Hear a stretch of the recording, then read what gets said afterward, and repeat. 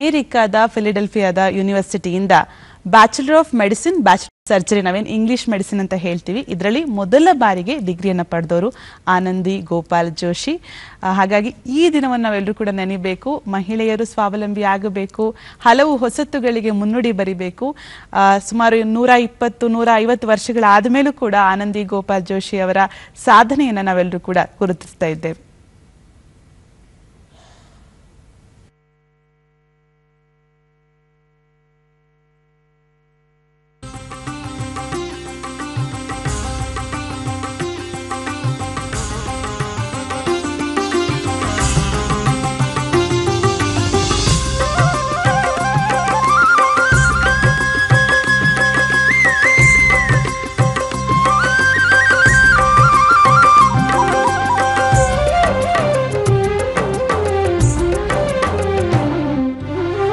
ಮೂಡಲ ಮನೆಯ ಮುಸುಕನು ಸರಿಸಿ ಕಂಗಳ ತೆರೆಸಿದೆ ಶುಭೋದಯ.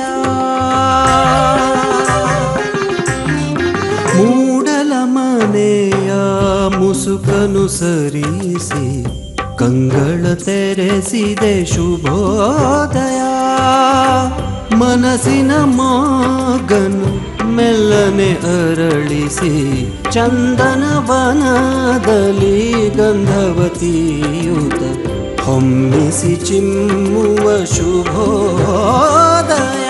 ಶುಭೋದಯ ಕರ್ನಾಟಕ, ಶುಭೋದಯ ಕರ್ನಾಟಕ, ಶುಭೋದಯ ಕರ್ನಾಟಕ, ಶುಭೋದಯ ಕರ್ನಾಟಕ.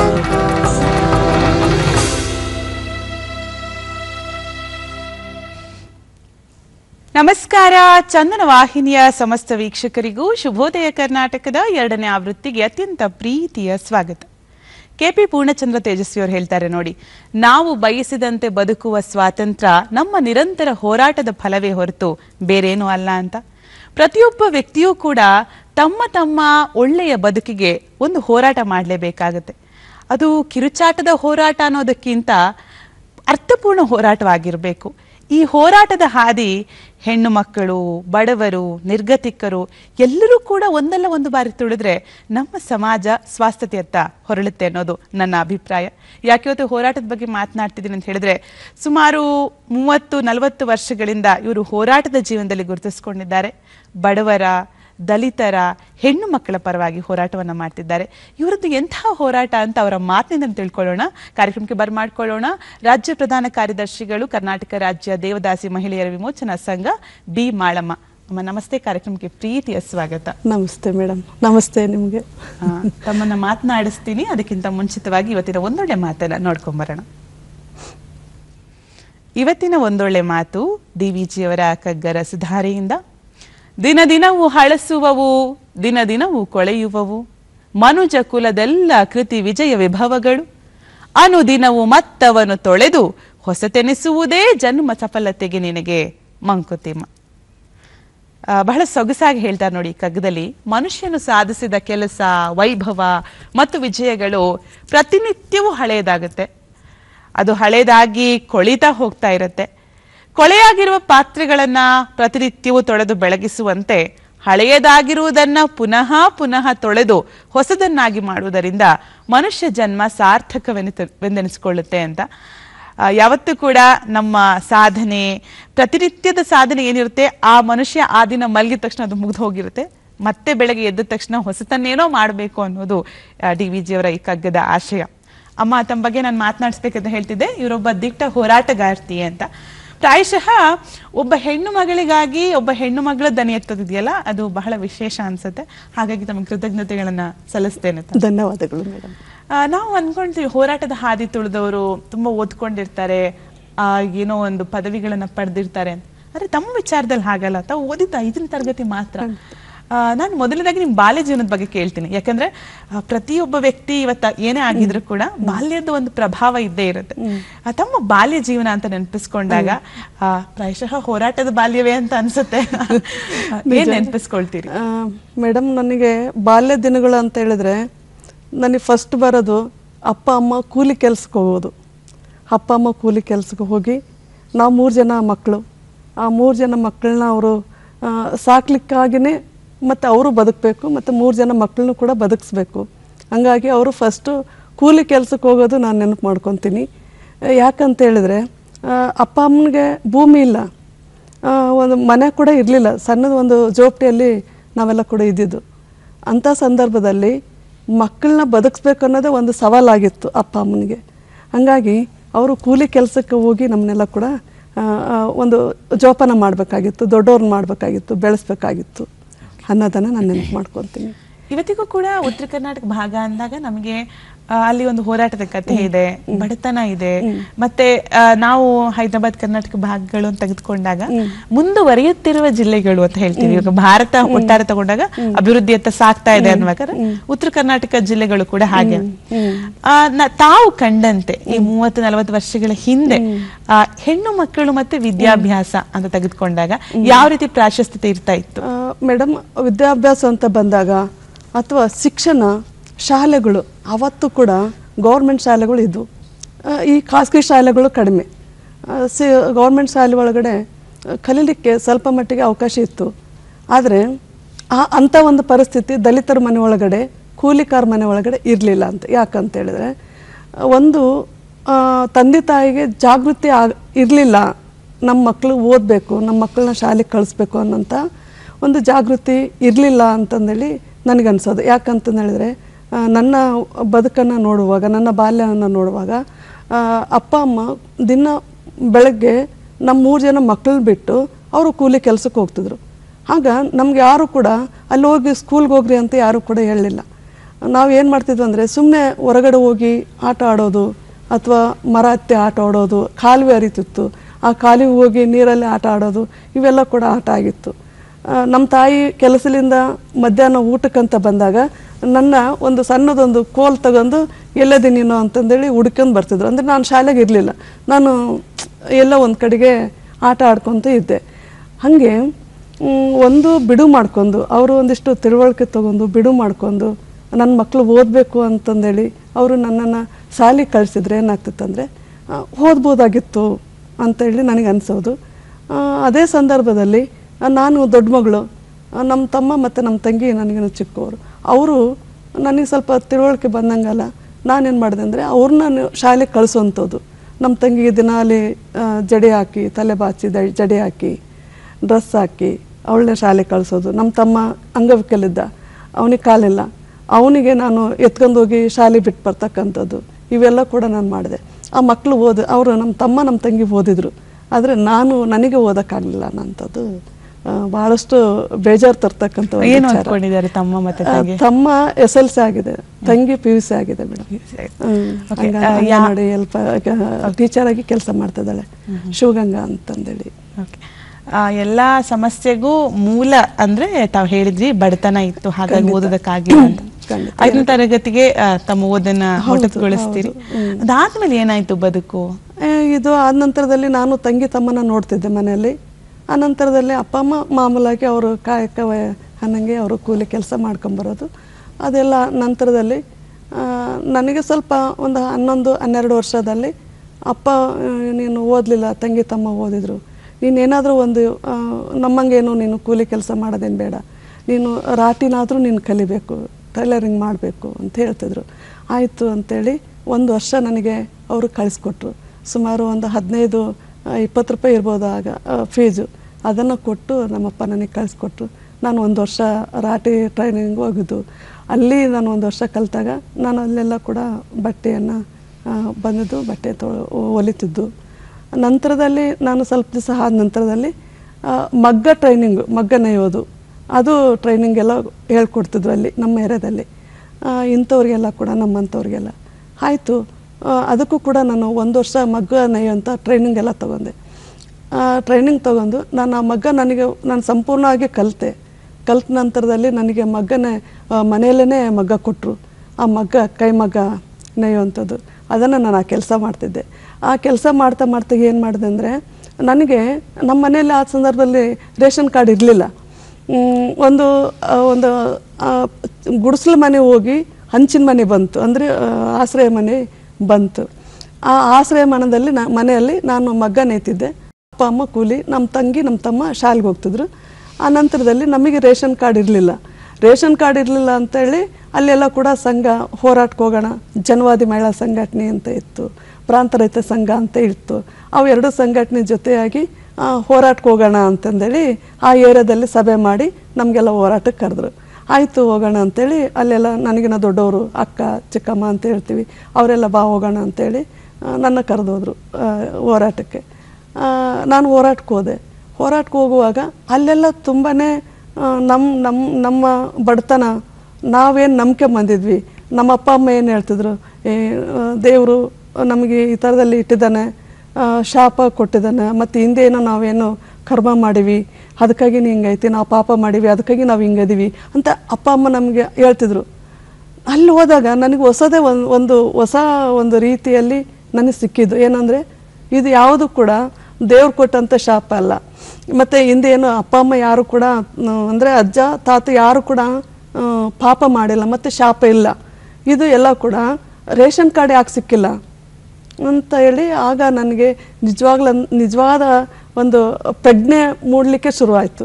ಅವ್ರು ಹೇಳ್ತಿದ್ರು, ಯಾಕೆ ರೇಷನ್ ಕಾರ್ಡ್ ಸಿಕ್ಕಿಲ್ಲ, ಯಾಕೆ ರೇಷನ್ಗೆ ಅಕ್ಕಿ ಆ ಕಾರ್ಡಿಗೆ ಅಕ್ಕಿ ಸಿಕ್ಕಿಲ್ಲ, ಮತ್ತು ಯಾಕೆ ಒಳ್ಳೆ ಕುಡಿಯೋ ನೀರಿಲ್ಲ ಕಾಲೋನಿಗೆ, ಯಾಕೆ ಎಲ್ಲರಿಗೂ ಕೂಡ ಮನೆಗಳಿಲ್ಲ, ಯಾಕೆ ಲೈಟ್ ಇಲ್ಲ, ಇದೆಲ್ಲದೂ ಕೂಡ ಅವರು ಹೇಳ್ತಿದ್ರು.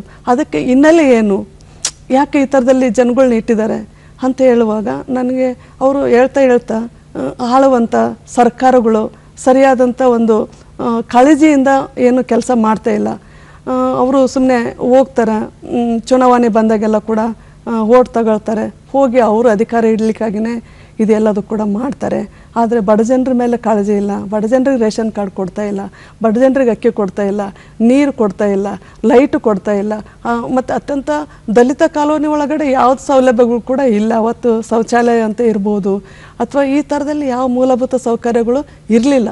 ಹಾಗಾಗಿ ಇದು ಸುಮ್ಮನೆ ಈ ರೀತಿಯಲ್ಲಿ ನಮ್ಮ ಕಷ್ಟಗಳನ್ನು ನಾವು ಕಾಣದಂಥ ದೇವ್ರುಗಳಿಗೆ ನಾವು ಹೇಳಬಾರ್ದು.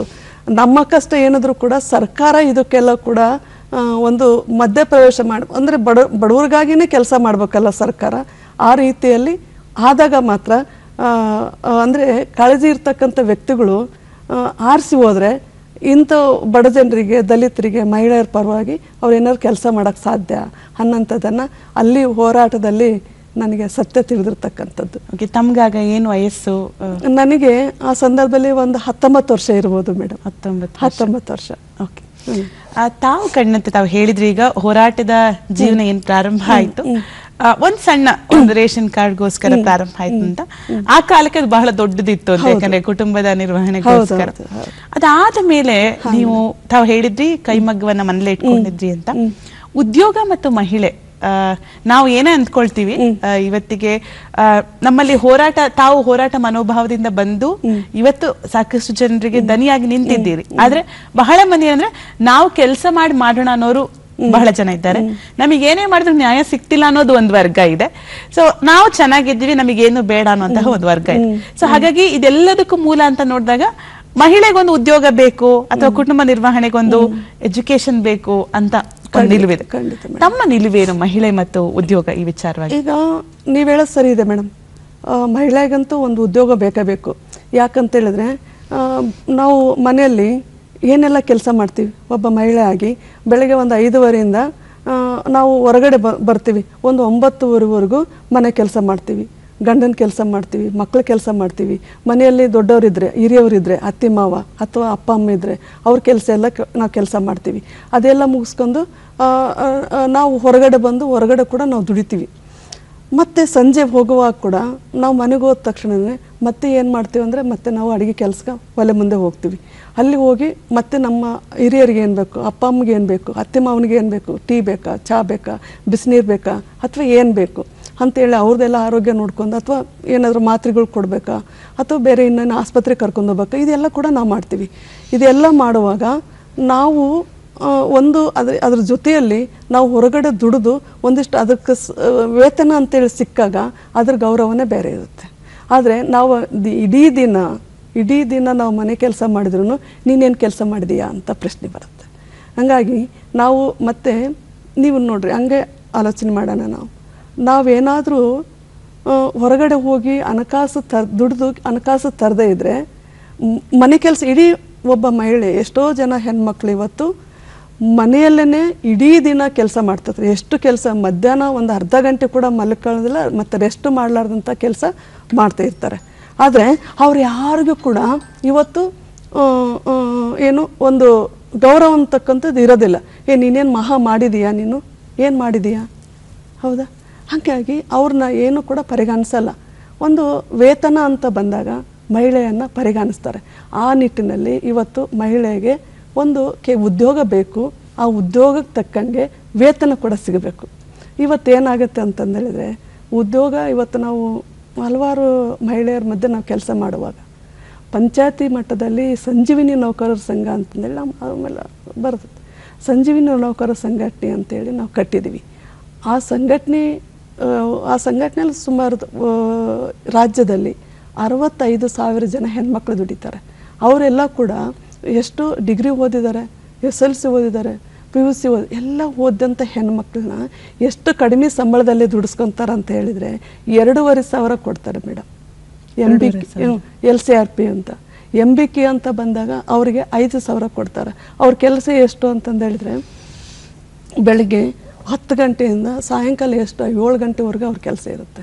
ಒಂದು ತಿಂಗಳ ಸಂಬಳ 2,500 ಇವತ್ತಿಗೂ ಈಗಲೂ ಈಗ ಆಲ್ರೆಡಿ ಈ ಥರದಲ್ಲಿ ಕೆಲಸ. ಅಂದರೆ ನಾನೇನು ಹೇಳೋಕೆ ಹೋಗ್ತೀನಂದರೆ ಮಹಿಳೆ ಏನಾದರೂ ಒಂದು ಪ್ರಯತ್ನ ಮಾಡಿ ಹೊರಗಡೆ ಬಂದು ದುಡಿಬೇಕು ಅಂತ ಮನಸ್ಸು ಮಾಡಿದರೆ ಅಲ್ಲಿ ಹೊರಗಡೆ ಅವರು ಏನು ವಿದ್ಯೆ ಕಲ್ತಿರ್ತಾರೆ, ಏನು ಅವರು ಕೆಲಸ ಮಾಡ್ತಾರೆ, ಆ ಕೆಲಸಕ್ಕೆ ತಕ್ಕಂಗೆ ವೇತನ ಸಿಗಲ್ಲ. ಅದು ಭಾಳ ಮುಖ್ಯ. ಒಂದು ಮನಸ್ಸು ಮಾಡಿ ಅದು ಒಂದು ಕಡೆ ಹೊರಗಡೆ ಒಳಗಡೆ ನಾವು ಕೆಲಸ ಮಾಡುವಾಗ ಕೂಡ ನಮಗೆ ಏನು ವೇತನ ತಂದಿಲ್ಲ, ನಿಂದೇನು ಮಹಾ ಕೆಲಸ ಅಂತ ಹೇಳ್ತಾರೆ. ಹೊರಗಡೆ ಬಂದು ಕೆಲಸ ಮಾಡುವಾಗ ಅಷ್ಟು ಕಡಿಮೆ ಸಂಬಳದಲ್ಲಿ ನಮ್ಮನ್ನು ದುಡಿಸ್ಕೊಳ್ತಾರೆ ಅಂತಂದೇಳಿ ಈ ರೀತಿ ಹೋರಾಟಗಳಲ್ಲಿ ಗುರುತಿಸ್ಕೊಳ್ತಿರ್ತೀರಿ. ಅದಾದಮೇಲೆ ಮಹಿಳೆ ಮತ್ತು ಉದ್ಯೋಗದ ಬಗ್ಗೆ ತಾವು ಮಾತನಾಡ್ತೀರಿ. ಸಾಮಾಜಿಕವಾಗಿ ಯಾವಾಗಿನಿಂದ ಪ್ರಾರಂಭವಾಯಿತು ಅಂದರೆ ಸಮಾಜದಲ್ಲಿ ಇಂಥ ಒಂದು ಪೊಸಿಷನ್ಗೆ ತಾವು ಇಳಿದಾಗ ಪ್ರಸ್ತುತ ತಾವು ಪ್ರಧಾನ ಕಾರ್ಯದರ್ಶಿಗಳಾಗಿದ್ದೀರಿ, ಕರ್ನಾಟಕ ರಾಜ್ಯ ದೇವದಾಸಿ ಮಹಿಳೆಯರ ವಿಮೋಚನಾ ಸಂಘದಲ್ಲಿ ಗುರುತಿಸ್ಕೊಂಡಿದ್ದೀರಿ. ಸೊ ಈ ಒಂದು ವಿಚಾರವಾಗಿ ಮಾತನಾಡಿದ್ರೆ ಇದು ಬಹಳ ದೊಡ್ಡ ಟಾಪಿಕ್, ತುಂಬ ವರ್ಷಗಳನ್ನ. ಹೌದು, ದೇವದಾಸಿ ಮಹಿಳೆಯರ ವಿಮೋಚನಾ ಸಂಘಟನೆ ಅನ್ನೋದು ನಮಗೆ ಎಲ್ಲರಿಗೂ ಕೂಡ ಗೊತ್ತಿರ್ತಕ್ಕಂಥ ಒಂದು ವಿಚಾರ. ದೇವದಾಸಿ ಅಂತ ಹೇಳಿದ್ರೆ ಇವತ್ತು ಸಮಾಜದಲ್ಲಿ ಅತ್ಯಂತ ಕಡೆ ಹೆಣ್ಮಗಳು, ಕಟ್ಟಕಡೆ ಹೆಣ್ಮಗಳು ಮತ್ತು ತುಳಿತಕ್ಕೆ ಒಳಗಾದಂಥ ಹೆಣ್ಮಗಳು, ಶೋಷಣೆಗೆ ಒಳಗಾದಂಥ ಹೆಣ್ಮಗಳು. ಆಕೆ ಅಂದರೆ ಆಕೆನ ದೂರ ಇಡ್ತಕ್ಕಂಥ ಸಮಾಜ ದೂರ ಇಟ್ಟಿದ್ದಾರೆ ಈಗಲೂ ಕೂಡ. ಮತ್ತು ಇದು ನಾವು ಇವತ್ತು ರಾಜ್ಯದಲ್ಲಿ 46,000 ಜನ ದೇವದಾಸಿ ಮಹಿಳೆಯರು ಸಿಗ್ತಾ ಇದ್ದಾರೆ. ಅವರು ಎಲ್ಲರೂ ನಾನು ಹೆಚ್ಚು ಕಡಿಮೆ ನಾನು ಉತ್ತರ ಕರ್ನಾಟಕ 15 ಜಿಲ್ಲೆಯಲ್ಲಿ ನಾನು ಕೆಲಸ ಮಾಡಿದ್ದೀನಿ. ಹೆಚ್ಚು ಕಡಿಮೆ ಅವರೆಲ್ಲ ಮಾತಾಡಿದ್ದೀನಿ, ಅವ್ರ ಜೊತೆ ಮಾತಾಡ್ಸಿದ್ದೀನಿ, ನಾನು ಮಾತಾಡಿದ್ದೀನಿ ಅವ್ರ ಜೊತೆಯಲ್ಲೇ ನಾನು ಒಬ್ಬಳಾಗಿ ಅವರು ಇದ್ದೀನಿ. ಅವ್ರನ್ನ ನಾನು ಕೇಳಿದಾಗ ನಾನು ಸಹ ಇಚ್ಛೆಯಿಂದ ಯಾವ ಹೆಣ್ಣುಮಗಳು ಕೂಡ ನಾನು ದೇವದಾಸಿ ಆಗ್ತೀನಿ ಅಂತೇಳಿ ಬಂದಿಲ್ಲ. ಇದು ಎಲ್ಲ ಕೂಡ ಬಲವಂತದಿಂದ ಅವರು ದೇವದಾಸಿ ಪದ್ಧತಿಗೆ ಹೋಗಿದ್ದಾರೆ ಅನ್ನೋಂಥದ್ದು. ಯಾವ ರೀತಿ ದೇವದಾಸಿ ಬಲವಂತ ಅಂತಂದೇಳಿದರೆ ಇವತ್ತು ದಲಿತರ ಮನೆ ಒಳಗಡೆ ಒಂದು ಹೆಣ್ಣುಮಗಳು ಹುಟ್ಟಿದ್ಲು ಅಂತಂದೇಳಿದರೆ ಆ ತಂದೆ ತಾಯಿ, ನಾ ಹೇಳಿದ್ನಲ್ಲ ದಲಿತರು ಈಗಲೂ ಕೂಡ ಭೂಮಿ ಇಲ್ಲ, ಅತ್ಯಂತ ಬಡವರು. ಅಂಥ ಮನೆ ಒಳಗಡೆ ಒಂದು ಚಂದನ ಹೆಣ್ಮಗಳು ಹುಟ್ಟಿದ್ಲು ಅಂತಂದೇಳಿದರೆ ಅಲ್ಲಿರ್ತಕ್ಕಂಥ ಕೆಲವು ವ್ಯಕ್ತಿಗಳು, ಕೆಲವು ಶ್ರೀಮಂತ ವ್ಯಕ್ತಿಗಳು, ಕೆಲವು ಪಂಚಾಯತಿ ಮೆಂಬರ್ಗಳು, ಎಲ್ಲರೂ ಅಂತಲ್ಲ ಕೆಲವರು, ಅಂಥ ವ್ಯಕ್ತಿಗಳು ಅಲ್ಲಿ ಅವ್ರ ತಂದೆ ತಾಯಿಗೆ ಹಣದ ಆಸೆ ತೋರಿಸ್ತಾರೋ ಅಥವಾ ಮೂಢನಂಬಿಕೆ ಹೇಳ್ತಾರೋ ಅಥವಾ ಇನ್ನೊಂದು ಏನೋ ಹೇಳಿ ಆ ಹುಡುಗಿಯನ್ನು ಮುತ್ತು ಕಟ್ಸ್ಕೊಂಬಂದು ಆ ಹುಡುಗಿ ಜೊತೆಯಲ್ಲಿ ವಾಸ ಮಾಡ್ತಕ್ಕಂಥದ್ದು. ಮತ್ತು ಅಲ್ಲಿ ಎಲ್ಲಿವರೆಗೂ ಅವರು ವಾಸ ಮಾಡ್ತಾರೆ ಅಂತ ಹೇಳಿದ್ರೆ 1 ಅಥವಾ 2 ಮಕ್ಕಳಾಗೋವರೆಗೂ ಆ ಹೆಣ್ಮಗಳ ಜೊತೆ ವಾಸ ಮಾಡ್ತಾರೆ. 1-2 ಮಕ್ಕಳಾದ ತಕ್ಷಣವೇ ಆ ಹೆಣ್ಮಗಳನ್ನ ಬಿಟ್ಟು ಹೋಗ್ಬಿಡ್ತಾರೆ ಅವರು. ಆಗ ಏನಾಗ್ತೈತೆ ಅಂತ ಹೇಳಿದ್ರೆ ಅವಳು 2 ಮಕ್ಕಳು ಕಟ್ಕೊಂಡು ಅವಳು ಜೀವನ ಮಾಡಬೇಕು. ಆ ಮಕ್ಕಳಿಗೆ ಅವರು ಹಳ್ಳಿ ಒಳಗಡೆ ಅವನು ತಂದೆಯಾದವನು ಎದುರಿಗೆ ಹೋಗ್ತಿರ್ತಾನೆ. ಆ ತಂದೆ ಯಾರು ಅಂತ ಆ ಮಕ್ಕಳಿಗೂ ಗೊತ್ತು, ತನ್ನ ಮಕ್ಕಳು ಯಾರು ಅಂತ ಆ ವ್ಯಕ್ತಿಗೂ ಗೊತ್ತು. ಆದರೆ ಸಮಾಜದಲ್ಲಿ ಆ ಮಕ್ಕಳು ನಂದು ಅಂತಂದೇಳಿ ಆ ಮನುಷ್ಯನೂ ಹೇಳೋದಿಲ್ಲ, ಈ ಮಕ್ಕಳು ಕೂಡ ನಮ್ಮಪ್ಪ ಅಂತೇಳಿ ಹೇಳೋದಿಲ್ಲ. ಹಂಗಾಗಿ ಇವತ್ತು ಆ ಮಕ್ಕಳು ಕೂಡ ಅಪಮಾನದ ಬದುಕನ್ನು ಬದುಕ್ತಾ ಇದ್ದಾರೆ. ಅದೇ ರೀತಿ ಇವತ್ತು ಅತ್ಯಂತ ಅಪಮಾನದ ಬದುಕೋದು ಯಾರು ಅಂತಂದೇಳಿದರೆ ದೇವದಾಸಿ ಮಹಿಳೆ. ಆ ಕುಟುಂಬ ಅತ್ಯಂತ ಕಟ್ಟಕಡೆಯ ಮಹಿಳೆ ಮತ್ತು ಅಪಮಾನದ ಬದುಕನ್ನು ಅವರು ಬದುಕ್ತಾ ಇದ್ದಾರೆ.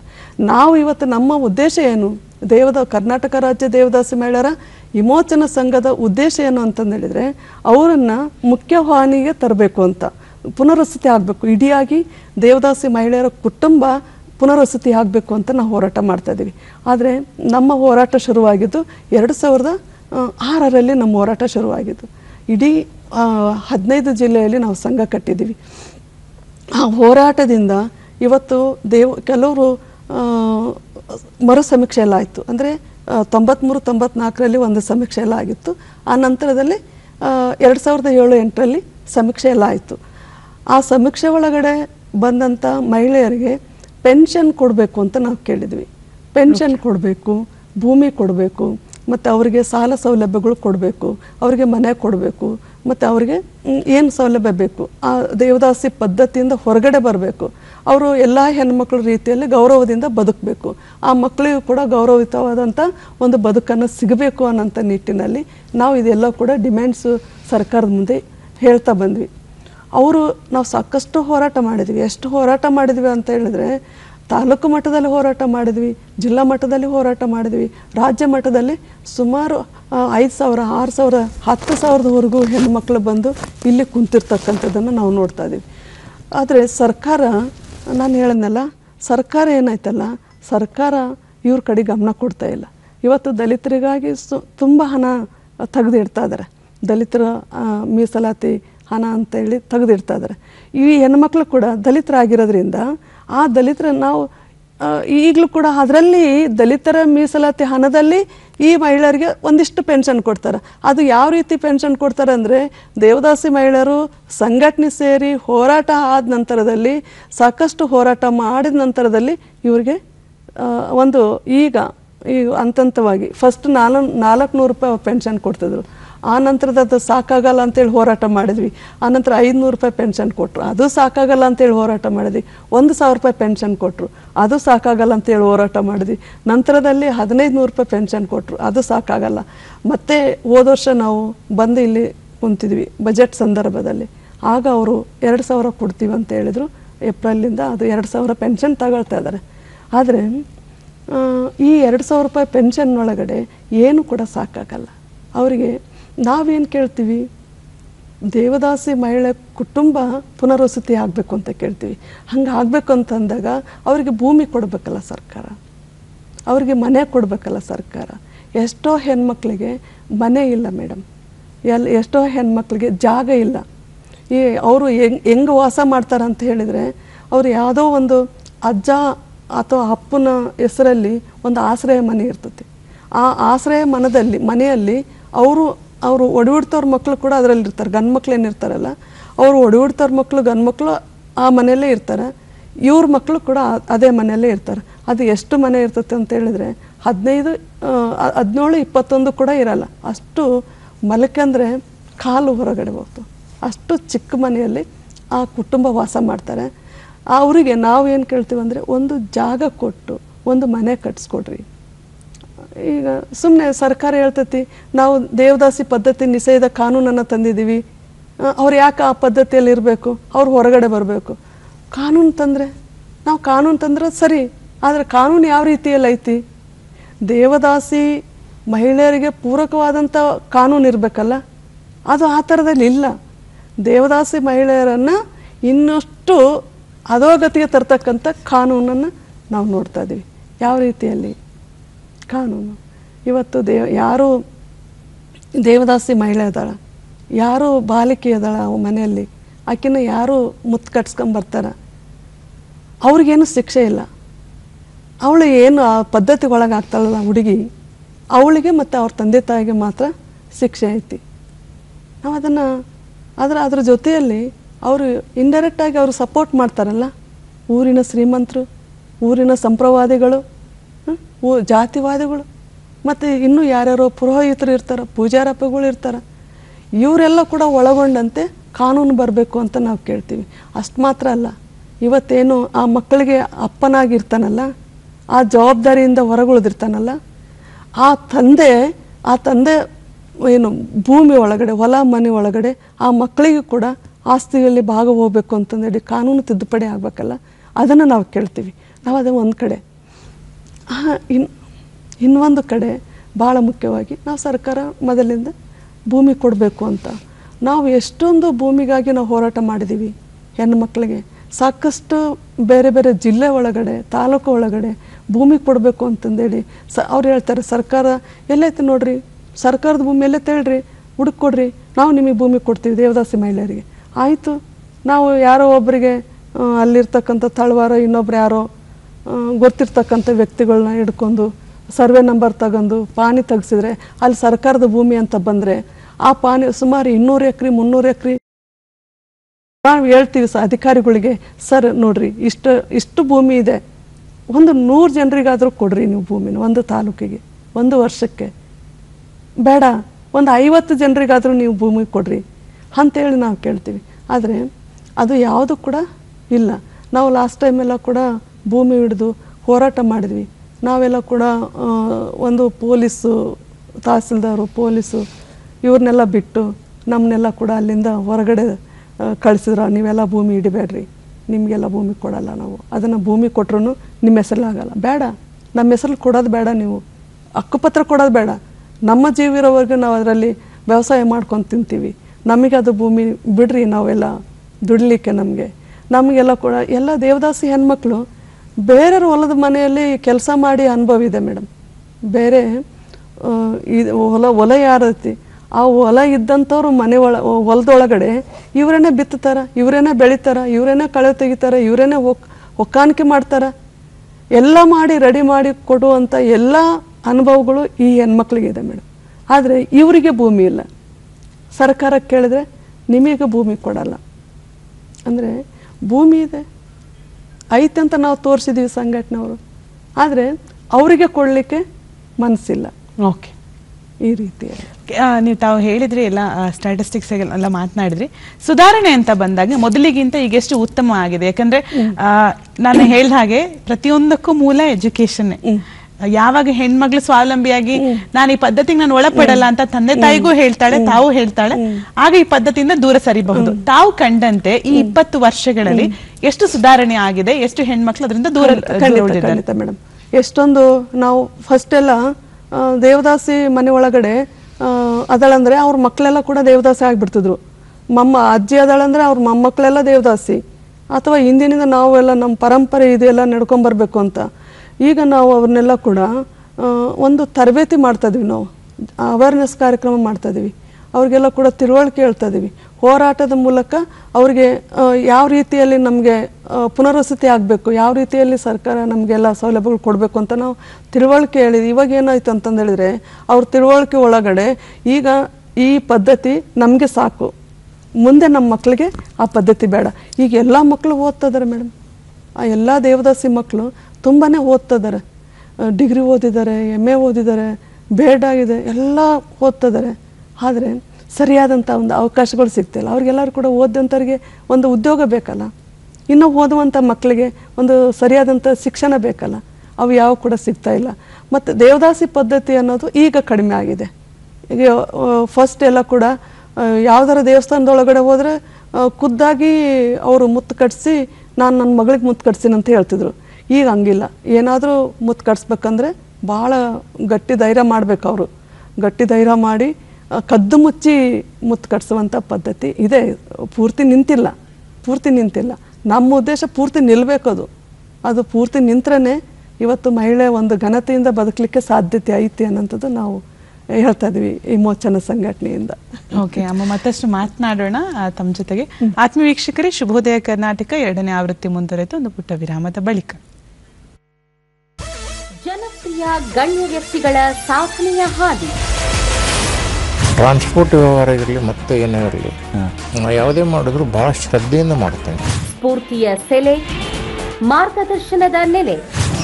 ಫಸ್ಟ್ ಅಟೆಂಪ್ಟ್ ಅಲ್ಲೇ ಫಸ್ಟ್ ಕ್ಲಾಸಲ್ಲಿ ಪಾಸ್. ಈ ಹೋರಾಟ ಅನ್ನೋದು ನಮಗೆ ನಮ್ಮ ಬ್ಲಡ್ ಅಲ್ಲೇ ರೂಪುಗೊಂಡಂಥದ್ದು. ನ್ಯಾಯದಾನ ಪದ್ಧತಿ ಹೇಗಿದೆ ಅನ್ನೋದು ಲಾಯರಿಗೆ ಮೊದಲಿಂದನೂ ಗೊತ್ತಾಗ್ತಾ ಇರ್ತದೆ. ನಾನು ಫಸ್ಟ್ ಪ್ಲೇಸ್ ಮಾತ್ರ ಯಾರಿಗೂ ಬಿಟ್ಕೊಡ್ತಾ ಇರಲಿಲ್ಲ. ಸರ್ಕಾರಿ ಶಾಲೆಗಳ ಸಂಖ್ಯೆ ನೀವು ಕೇಳಿದ್ರೆ ಆಶ್ಚರ್ಯ ಪಡ್ತೀರಿ. ಅಲಿತ ಹುಡುಗಿ ಕುದುರಿ ನಡಿಗಿ ಹಿಡಿದು ಬರುತ್ತಿತ್ತ. ಹೆಣ್ಣಾಗಿ ಮಾಡ್ಬೇಕಂದ್ರೆ ಅಷ್ಟು ಸುಲಭ ಅಲ್ಲ. ನಮಗೆ ಅನುಕಂಪ ಬೇಡ, ಅವಕಾಶ ಬೇಕು. ನಾನು ನೀರಿನ ಋಣ ತೀರಿಸಲಿಕ್ಕೆ ಇಲ್ಲಿ ಬಂದಿದ್ದೇನೆ. ನಾವು ಬಹಳ ಕಷ್ಟಪಟ್ಟಿದ್ದೀವಿ. ಆ ಕಷ್ಟ ಹೇಳ್ಕೊಂಡ್ರೆ ಕಣ್ಣೀರು ಬರ್ತದೆ. ಆ ಭಾಷೆಯ ಸ್ಟ್ರಕ್ಚರ್ ಅನ್ನ ಡ್ಯಾಮೇಜ್ ಮಾಡೋ ಅಧಿಕಾರ ನಮಗಿಲ್ಲ. ನಾನು ಎಲ್ಲಿ ಬದುಕಿದ್ನೋ, ನಾನು ಎಲ್ಲಿ ಹುಟ್ಟಿದ್ನೋ ಆ ಜಾಗದಲ್ಲಿ ನನ್ನ ವೈದ್ಯ ವೃತ್ತಿನ ಮಾಡಬೇಕು ಅಂತ. ನಾಡಿನ ವಿವಿಧ ಕ್ಷೇತ್ರಗಳ ಸಾಧಕರ ಯಶೋಗಾಥೆ. ನಾನೇನಾದ್ರು ಸಿನಿಮಾದಲ್ಲಾದ್ರೆ ಡೈರೆಕ್ಟರ್ ಆಗ್ಬೇಕು. ಕೌಸಲ್ಯ ಸುಪ್ರಜಾ ರಾಮಪೂರ್ವ ಸಂಧ್ಯಾ ಪ್ರವರ್ತತೆ. ಸಿನಿಮಾಗೆ ಕೆಲಸ ಮಾಡಿದ್ರೆ ದುಡ್ಡು ಕೊಡ್ತಾರೆ ಅಂತ ನನಗೆ ಗೊತ್ತಾಗಿದ್ದೆ ರವಿಚಂದ್ರನ್ ಅವ್ರ ಹತ್ರ ಕೆಲಸ ಮಾಡಿದ್ರು. ಸ್ಟೇಟ್ ಅಲ್ಲಿ ಒಂದು 13 times ಬಿಲಿಯರ್ಡ್ಸ್ ಅಲ್ಲಿ 4 times ಸ್ನೂಕರ್ ಅಲ್ಲಿ ಗೆದ್ದಿದ್ದೇನೆ. ಎಲ್ಲವೂ ಕೂಡ ಸರ್ವಾನುಮತದ ತೀರ್ಮಾನಗಳೇ.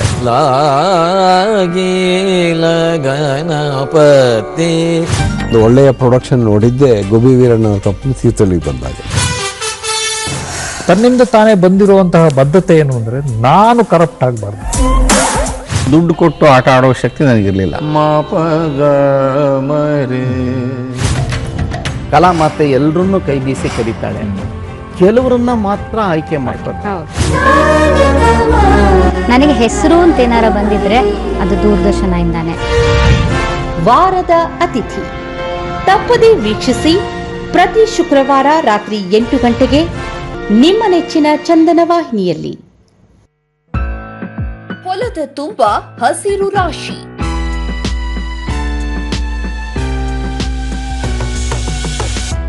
ಮಿತ ಜಲದಲ್ಲಿ ಸಮೃದ್ಧ ಕೃಷಿ, ಪ್ರಗತಿಪರ ರೈತರ ಅನುಭವ, ವೈಜ್ಞಾನಿಕ ಮಾಹಿತಿ, ಕೃಷಿಯ ಸಮಗ್ರ ಮಾಹಿತಿಯನ್ನೊಳಗೊಂಡ ಕಾರ್ಯಕ್ರಮ ಕೃಷಿ ದರ್ಶನ ಪ್ರತಿ ಸೋಮವಾರ ಶುಕ್ರವಾರ ಸಂಜೆ 6 ಗಂಟೆಗೆ. ವಿರಾಮದ ಬಳಿಕ ಶುಭೋದಯ ಕರ್ನಾಟಕದ 2ನೇ ಆವೃತ್ತಿಗೆ ಮತ್ತೆ ಸ್ವಾಗತ. ನಮ್ಮ ಜೊತೆಗಿದ್ದಾರೆ ಬಿ ಮಾಳಮ್ಮ. ಅಮ್ಮ ತಮ್ಮನ್ನ ಮಾತನಾಡಿಸ್ತಾ ಇದ್ದೆ, ಹಲವು ವಿಚಾರಗಳ ಬಗ್ಗೆ ತಾವು ಮಾತನಾಡಿದ್ರಿ. ತಾವು ಬೇರೆ ಬೇರೆ ಸಂಘಟನೆಗಳಲ್ಲಿ ಕೆಲಸ ಮಾಡಿದಂತಹ ಅನುಭವ ಇದೆ, ರಾಜ್ಯಾದ್ಯಂತ ಸುತ್ತಿದ್ದೀರಿ. ಶೈಕ್ಷಣಿಕವಾಗಿ ಕೂಡ ಒಂದಷ್ಟು ವಿಚಾರವನ್ನು ಮಾತನಾಡೋದಾದ್ರೆ ತಾವು 15 ಜಿಲ್ಲೆಗಳಲ್ಲಿ ಕೆಲಸ ಮಾಡಿದ್ದೀರಿ ಅಂತ ಹೇಳ್ತೀರಿ. ಉತ್ತರ ಕರ್ನಾಟಕ ಜಿಲ್ಲೆ ಅಂತ ಹೇಳಿದಾಗ ನಾನು ಆಗ್ಲೇ ಹೇಳಿದೆ ಸ್ವಲ್ಪ ಸುಧಾರಣೆ ಸಾಗ್ತಾ ಇರೋ ಜಿಲ್ಲೆಗಳು ಅಂತ. ಶೈಕ್ಷಣಿಕವಾಗಿ ತಾವು ಹೆಣ್ಣು ಮಕ್ಕಳು ಎಕ್ಸ್ಪರ್ಟ್ ಆಗಿರೋದ್ರಿಂದ ಇವತ್ತಿಗೆ ತಂದೆ ತಾಯಿ ಮನೋಭಾವ ಹೇಗಿದೆ? ಮಕ್ಕಳನ್ನು ಶಾಲೆ ಕಳಿಸ್ಬೇಕು, ಓದಿಸ್ಬೇಕು, ಸ್ವಾವಲಂಬಿಗಳಾಗಬೇಕು ಅಂತ ಎಷ್ಟು ಮಟ್ಟಿಗೆ ಸುಧಾರಣೆ ಕಂಡಿದೆ? ಖಂಡಿತ ಮೇಡಮ್. ಎಲ್ಲ ತಾಯಂದಿರು ಕೂಡ ಮಕ್ಕಳನ್ನ ಸರಿಯಾದಂಥ ಒಂದು ಶಿಕ್ಷಣ ಕಳಿಸ್ಬೇಕು, ಮಕ್ಕಳಿಗೆ ಸರಿಯಾದಂಥ ಶಿಕ್ಷಣ ಸಿಗಬೇಕು, ಸರಿಯಾದಂಥ ಉದ್ಯೋಗ ಸಿಗಬೇಕು, ಮಕ್ಕಳಿಗೆ ಓದಂಥ ಮಕ್ಕಳಿಗೆ ಸರಿಯಾದಂಥ ಉದ್ಯೋಗ ಸಿಗಬೇಕು ಅಂತ ಎಲ್ಲ ತಂದೆ ತಾಯಿಗೂ ಕೂಡ ಹೆಚ್ಚಿರ್ತದೆ, ತಂದೆಗೂ ಕೂಡ ಇರುತ್ತೆ. ಆದರೆ ಇವತ್ತಿನ ವ್ಯವಸ್ಥೆ ಒಳಗಡೆ ನಾವೆಲ್ಲ ಕೂಡ ನೋಡೋದೇನು ಅಂತಂದೇಳಿದ್ರೆ 2-3 ರೀತಿಯಲ್ಲಿ ನಾವು ನೋಡ್ತೀವಿ. ಒಂದು, ನೀವು ಉತ್ತರ ಕರ್ನಾಟಕ ಅಂತೇಳಿ ಅಂದರೆ ಅಭಿವೃದ್ಧಿ ಇನ್ನೂ ಆಗಬೇಕಾದಂಥ ಜಿಲ್ಲೆ, ಅಭಿವೃದ್ಧಿ ಆಗಿಲ್ಲ, ಆಗಬೇಕಾದಂಥ ಜಿಲ್ಲೆಗಳು ಇನ್ನೂ ತುಂಬಾ ಆಗಬೇಕಾಗಿದೆ. ಅಲ್ಲಿ ಈಗ ನಾವು ಈ ಒಂದು ವಿಷಯಕ್ಕೆ ನಾವು ಬಡವರು ಅಂದರೆ ಕೂಲಿಕಾರ ಇರ್ಬೋದು, ದಲಿತರು ಇರ್ಬೋದು, ಇವರೆಲ್ಲ ಕೂಡ ಮಕ್ಕಳನ್ನ ನಾವು ಶಾಲೆಗೆ ಕಳಿಸ್ಬೇಕು ಅಂತೇಳಿದರೆ ಇವಾಗ ಖಾಸಗೀಕರಣ ಆಗಿದ್ದಾವೆ. ಶಿಕ್ಷಣ ಖಾಸಗೀಕರಣದೊಳಗಡೆ ಇವತ್ತು ಮಕ್ಕಳನ್ನ ಶಾಲೆಗೆ ಕಳ್ಸೋಕ್ಕಾಗ್ತಾಯಿಲ್ಲ, ಓದ್ಸೋಕ್ಕಾಗ್ತಾಯಿಲ್ಲ. ಇವತ್ತು ಯಾವ ರೀತಿ ಜನಗಳ ಜೀವನದ ಮಟ್ಟ ಅಂತ ಹೇಳಿದ್ರೆ ದುಡಿಮೆಗೆ ನಾವು ದುಡಿಯೋಕ್ಕೆ ಆಗ್ತಾಯಿಲ್ಲ. ಅಂದರೆ ನಾವು ದುಡಿಯೋಕ್ಕೆ ಹೋದರೆ ಕೆಲಸ ಸಿಕ್ಕಿಲ್ಲ. ಖಂಡಿತ ಮೇಡಮ್. ಅಂದ್ರೆ ತಮ್ಮ ಪ್ರಕಾರ ಏನಾದ್ರು ಕೆಲಸ ಮಾಡಬೇಕು ಅಂತ ಹೊರಟವರಿಗೆ ಅವಕಾಶಗಳು ಕಡಿಮೆ ಇದೆ ಅಂತ ತಾವು ಹೇಳ್ತೀರಿ. ಹೌದು. ಒಂದು ಶಿಕ್ಷಣದಲ್ಲಿ ಎಲ್ಲ ಕೂಡ ಖಾಸಗೀಕರಣ ಆಗಿರೋದ್ರಿಂದ ಅಲ್ಲಿ ಬಡವರಿಗೆ ಶಿಕ್ಷಣ ಸಿಗ್ತಾ ಇಲ್ಲ ಅನ್ನೋಂಥದ್ದು. ಅಂದ್ರೆ ಅವ್ರು ಏನು ಕೇಳ್ತಾ ಇದಾರ ಅದನ್ನ ಕೊಡಕ್ಕೆ ಆಗ್ತಾ ಇಲ್ಲ. ಖಂಡಿತ ಮೇಡಮ್, ಅರ್ಥ ಆಯ್ತು ತಮ್ಮ ನಿಲುವು, ನನಗೆ ಅರ್ಥ ಆಯ್ತು. ಹಾ ಮೇಡಮ್, ಅದು ಏನು ಅಂತಂದ ಹೇಳಿದ್ರೆ ಆ ಶಿಕ್ಷಣನ ನಮಗೆ ಕೊಡಕ್ ಆಗ್ತಾ ಇಲ್ಲ ಅನ್ನೋಂಥದ್ದು. ಎರಡನೇದು ಈಗ ಓದಿ ಬಂದೆ, ಈಗ ನನ್ನ ಮಕ್ಕಳು 2 ಜನ ಓದಿದ್ದಾರೆ, ಡಬಲ್ ಡಿಗ್ರಿ ಮಾಡಿದ್ದಾರೆ. ಆ ಮಕ್ಕಳಿಗೆ ಉದ್ಯೋಗ ಸಿಗ್ಬೇಕಲ್ಲ, ಉದ್ಯೋಗ ಸಿಗ್ಬೇಕಲ್ಲ, ಉದ್ಯೋಗ ಇಲ್ಲ. ಯಾಕೆ ಉದ್ಯೋಗ ಇಲ್ಲ ಅಂತಂದೇಳಿದ್ರೆ ಅದೇ ರೀತಿಯಲ್ಲಿ ಇಲ್ಲಿ ಕೂಡ ಉದ್ಯೋಗದಲ್ಲಿ ಕೂಡ ಖಾಸಗೀಕರಣ ಆಗಿರೋದ್ರಿಂದ ಇವತ್ತು ಅಲ್ಲಿ ಕೂಡ ಉದ್ಯೋಗ ಸಿಗ್ತಾ ಇಲ್ಲ. ಓಕೆ ಮೇಡಮ್ ಹೇಳಿ. ಉದ್ಯೋಗ ಸಿಗ್ತಾ ಇಲ್ಲ. ಆ ರೀತಿಯಲ್ಲಿ ಇವತ್ತು ತುಂಬಾನೇ ಒಂದು ಅಸ್ತವ್ಯವಸ್ಥೆಯಲ್ಲಿ ನಾವು ಬದುಕ್ತಾ ಇದೀವಿ ಅನ್ನೋಂಥದ್ದು. ಶಿಕ್ಷಣದಲ್ಲಿ ಖಾಸಗೀಕರಣ, ಉದ್ಯೋಗದಲ್ಲಿ ಇಲ್ಲ, ಎಲ್ಲ ಕೂಡ ಅಲ್ಲಿ ಕೂಡ ಖಾಸಗಿ ಆಗಿರೋದ್ರಿಂದ ಇವತ್ತು ಗೌರ್ಮೆಂಟ್ ಉದ್ಯೋಗನೂ ಇಲ್ಲ, ಗೌರ್ಮೆಂಟ್ ಸ್ಕೂಲ್ಗಳೂ ಇಲ್ಲ. ಅಲ್ಲಿ ಯಾವ ರೀತಿಯಲ್ಲಿ ಯಾರು ಶ್ರೀಮಂತರು ಇರ್ತಾರೆ, ಯಾರು ದುಡ್ಡು ಕೊಟ್ಟು ಶಿಕ್ಷಣವನ್ನು ಕಲಿಯುವಂಥ ಯೋಗ್ಯತೆ ಇರುತ್ತೆ ಅವ್ರಿಗೆ ಮಾತ್ರ ಶಿಕ್ಷಣ ಸಿಗ್ತಕ್ಕಂಥದ್ದು. ಆ ರೀತಿ ಇರುವಾಗ ಇವತ್ತು ಹೆಂಗೆ ನಾವು ಆಲೋಚನೆ ಮಾಡಬೇಕು, ಬಡವ್ರ ಮಕ್ಕಳು ಓದೋದು ಹೆಂಗೆ, ಬಡವ್ರ ಮಕ್ಕಳು ಉದ್ಯೋಗಕ್ಕೆ ಹೋಗೋದು ಹೆಂಗೆ ಅನ್ನೋಂಥದ್ದನ್ನು ನಾವು ಅರ್ಥ ಮಾಡ್ಕೋಬೇಕಾಗಿದೆ. ಎಷ್ಟೋ ಜನ ಇವತ್ತು ಸ್ವಲ್ಪ ಕಲ್ತಂಥ ಮಕ್ಕಳು ಅಲ್ಲಿ ಉದ್ಯೋಗಕ್ಕೆ ಹೋಗೋಕ್ಕಾಗ್ತಾ ಇಲ್ಲ, ಇವತ್ತು ಮನೆಯಲ್ಲಿ ಇರೋಕ್ಕಾಗ್ತಾ ಇಲ್ಲ. ಈ ರೀತಿಯಲ್ಲಿ ಅತಂತ್ರ ಸ್ಥಿತಿಯಲ್ಲಿ ಇವತ್ತು ಜನ ಬದುಕ್ತಾ ಇದ್ದಾರೆ. ಅತಂತ್ರ ಸ್ಥಿತಿಯಲ್ಲಿ ಯುವಕರು ಅಥವಾ ಯುವತಿಯರು ಬದುಕ್ತಾ ಇದ್ದಾರೆ. ಹಿಂಗೆ ಬದುಕುವಂಥ ಸಂದರ್ಭದಲ್ಲಿ ಹೆಂಗೆ ಭದ್ರತೆ ಆಗುತ್ತೆ, ಅವರಿಗೆ ಒಂದು ಭದ್ರತೆ ಬೇಕಲ್ಲ. ಯುವತಿಯರು ಇರ್ಬೋದು, ಯುವಕರು ಇರ್ಬೋದು, ಅವರು ಒಂದು ಭದ್ರತೆ ಅನ್ನೋಂಥ ಪ್ರಶ್ನೆನೇ ಇಲ್ಲ. ಅಭದ್ರತೆಯಿಂದ ಇವತ್ತು ಜೀವನ ಮಾಡ್ತಕ್ಕಂಥ ಆತಂಕದಿಂದ ನಾಳೆ ಏನು, ಇವತ್ತೇನು, ನಾಳೆ ಏನು ಅನ್ನೋಂಥ ಆತಂಕದಿಂದ ಇವತ್ತು ಇಲ್ಲ ಖಂಡಿತ ಇದರಲ್ಲಿ 2 ಆಯಾಮವನ್ನು ನಾವು ಗಮನಿಸಬಹುದು. ಯಾಕಂದ್ರೆ ಹೆಣ್ಣು ಮಕ್ಕಳಿಗೆ ಅಥವಾ ಯಾರೇ ಆಗಿರಬಹುದು ಶೈಕ್ಷಣಿಕವಾಗಿ ಮುಂದುವರೆದಿದ್ದಾರೆ ಅಂತ ಹೇಳಿದ್ರೆ ಅವಕಾಶಗಳ ಕೊರತೆ ಇದೆ ಅನ್ನೋದು ತಮ್ಮ ವಾದ ಅಥವಾ ತಾವು ಮಾತನಾಡ್ತಿರುವಂತಹ ವಿಚಾರ. ಆದ್ರೆ ನಮ್ಮಲ್ಲಿ ಸರ್ಕಾರಿ ವೃತ್ತಿ ತೆಗೆದುಕೊಂಡಿರೋರು ಅಥವಾ ಬೇರೆ ಬೇರೆ ಕಂಪನಿಗಳ ಕೆಲಸ ಮಾಡೋರು ನಾವು ಗಮನಿಸಿದ್ರೆ ಮೆರಿಟ್ ವೈಸ್ ಕೂಡ ನಾವು ನೋಡಬಹುದು. ಯಾರೆಲ್ಲ ತುಂಬಾ ಉತ್ತಮವಾಗಿ ಶೈಕ್ಷಣಿಕವಾಗಿ ಮಾರ್ಕ್ಸ್ ಅನ್ನು ತೆಗೆದುಕೊಂಡಿರ್ತಾರೆ, ತೇರ್ಗಡೆ ಹೊಂದಿರ್ತಾರೆ, ಅವರಿಗೆ ಅವಕಾಶಗಳು ಸಿಕ್ಕಿದೆ ಅನ್ನೋದು ಕೂಡ ಒಂದು ವಾದ ಇದೆ. ಎಲ್ಲಾ ಸಂದರ್ಭದಲ್ಲೂ ಇಲ್ಲ ನಾವು ಶೋಷಿತರಾಗಿದ್ದೀವಿ ಅನ್ನೋದಕ್ಕಿಂತ ನಾವು ಎಷ್ಟರ ಮಟ್ಟಿಗೆ ನಾವು ಮುಂದಿದ್ದೀವಿ ಪರ್ಸೆಂಟೇಜ್, ಅದರಲ್ಲೂ ಕೂಡ ನಮಗೆ ಕೆಲಸ ಸಿಕ್ಕಿದೆ ಅನ್ನುವಂತಹ ಒಂದು ನಿಲುವು ಕೂಡ ಇದೆ. ಬರಲೇನಿಕೆ ಅಷ್ಟು ಜನರಿಗೆ ಸಿಕ್ಕಿದೆ ಮೇಡಮ್. ಇವತ್ತು ನೋಡಿ ಪರ್ಸೆಂಟೇಜ್ ಅಂತ ಬಂದಾಗ ನಾವು ಸುಮ್ಮನೆ ಹೋಗೋಣ. ನನಗನ್ಸೋದು ಹಂಪಿ ಒಳಗಡೆ ಶಿಕ್ಷಣ ಕಲಿಯುವಂಥ ಮಕ್ಕಳು ನಾವು ವಿಮೋಚನಾ ಸಂಘಟನೆಯಿಂದ ಹೋರಾಟ ಮಾಡಿದ್ವಿ. ಅಲ್ಲಿ ಯಾವ ರೀತಿ ಐತಿ ಇವತ್ತು ಆ ಮಕ್ಕಳಿಗೆ ಯಾವುದೇ ಸೌಲಭ್ಯಗಳು ಈಗೇನು ಸರ್ಕಾರ ಅವ್ರಿಗೆ ಮಕ್ಕಳಿಗೆ ಓದಲಿಕ್ಕಾಗೇನೆ ಹಣಕಾಸು ಬಿಡುಗಡೆ ಮಾಡುವಂಥದ್ದು ಇರ್ಬೋದು, ಅಥವಾ ಅವರಿಗೆ ಇವತ್ತು PhD ಮಾಡುವಂಥ ಮಕ್ಕಳಿಗೆ ಅವರಿಗೆ ಪುಸ್ತಕ ಬರೆಯುವಂಥದ್ದು, ಆ ಪುಸ್ತಕಕ್ಕೆ ಹಣ ಕೊಡ್ತಕ್ಕಂಥದ್ದು, ಅದನ್ನು ಪುಸ್ತಕವನ್ನು ಪ್ರಚಾರ ಮಾಡ್ತಕ್ಕಂಥದ್ದು ಇವು ಯಾವ ಕೂಡ ಸಿಗ್ತಾ ಇಲ್ಲ. ಒಂದು. ಎರಡನೇದೇನು, ಇವತ್ತು ಅಲ್ಲಿ ಒಂದು 50 ಜನ ಹುಡುಗಿಯರು SC ST ಹುಡುಗಿಯರು ಓದ್ತಿದ್ರು. ಅಲ್ಲಿ ಏನಂದರೆ ಅಲ್ಲಿ ಸರಿಯಾದಂಥ ಹಾಸ್ಟೆಲ್ ಇರಲಿಲ್ಲ. ಅಂದರೆ ನಾನು 2 ವರ್ಷದ ಹಿಂದಿಂದ ಹೇಳ್ತೀನಿ, ಈಗ ಹೆಂಗೈತೆ ಗೊತ್ತಿಲ್ಲ. 2 ವರ್ಷದ ಹಿಂದೆ ನಾವೆಲ್ಲ ಕೂಡ ಹೋರಾಟ ಮಾಡಿದ್ವಿ. ಅಲ್ಲಿ 50 ಜನ ಹುಡುಗಿಯರು SC ಮತ್ತು ST ಹುಡುಗಿಯರು ಅಲ್ಲಿ ಓದ್ತಿದ್ರು, ಒಂದು ಹಾಸ್ಟೆಲಲ್ಲಿ ಓದ್ತಿದ್ರು. ಅಲ್ಲಿ ಊಟಕ್ಕೆ ಇರಲಿಲ್ಲ, ಒಂದು ಸಮಾಜ ಕಲ್ಯಾಣ ಇಲಾಖೆಯಿಂದ ಅವರಿಗೆ ಊಟಕ್ಕೆಲ್ಲ ಕೂಡ ವ್ಯವಸ್ಥೆ ಮಾಡ್ತಿದ್ರು. ಮತ್ತು ಅಲ್ಲಿ ಅವ್ರಿಗೆ ಸಿಗಬೇಕಾದಂಥ ಸರ್ಕಾರದ ಸೌಲಭ್ಯಗಳು ಸಿಗಲಿಲ್ಲ. ಮತ್ತು ಅವರಿಗೆ ಒಂದು ಇವತ್ತು ಏನಾಗುತ್ತೆ ಶಿಕ್ಷಣ ಅಂತಂದೇಳಿದರೆ, ನಾವು ಶಾಲೆ ಒಳಗಡೆ ಹೋಗಿ ಬಂದಮೇಲೆ ಇಲ್ಲಿ ಟ್ಯೂಷನ್ ಕಲಿಯುವಂಥದ್ದು ಇರ್ಬೋದು, ಅಥವಾ ಹೊರಗಡೆ ಕೂಡ ಶಿಕ್ಷಣ ತುಂಬಾ ಬೇಕಾಗ್ತೈತಿ.